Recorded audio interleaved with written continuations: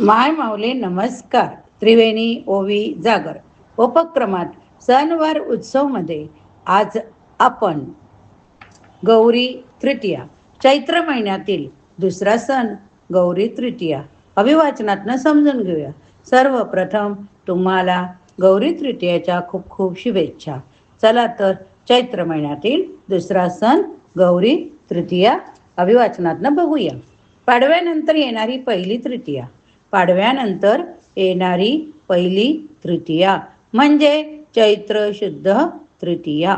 या दिवसाला गौरीची तीज असेही म्हणतात.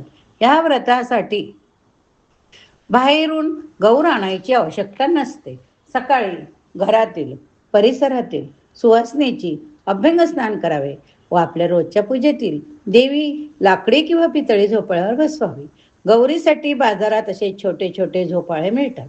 गौर बसवण्यापूर्वी झोपाळा स्वच्छ करून घ्यावा. त्यालाच आपण गौराई म्हणतोय. अक्षता ठेवाव्यात. गौर तामानात ठेवून गौरीस अत्तर सुगंधी तेल लावून पंचामृताने उष्णदकाने स्नान घालावे.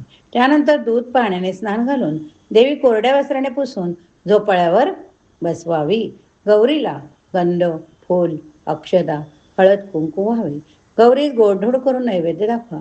गौरीच्या गळ्यात विविध प्रकारच्या माळा घालाव्यात.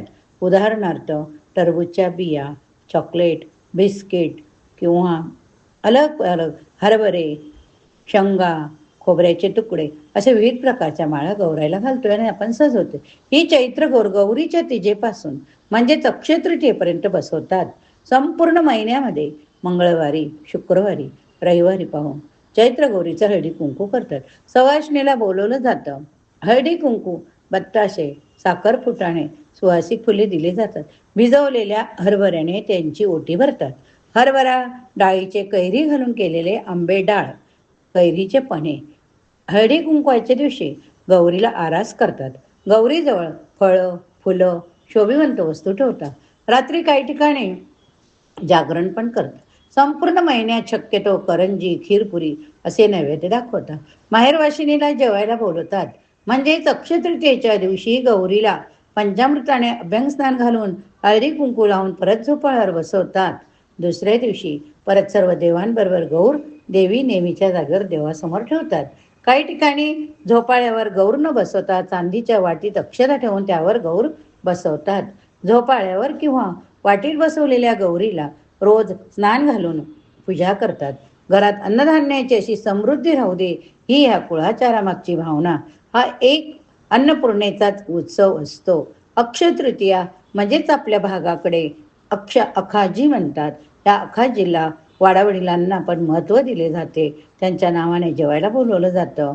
तसंच आपल्या माहेरी मुली माहेरपणाला येतात व माहेरी बिंदास मनसोक्त झोपाळ्यावर बसतात, गाणे म्हणतात.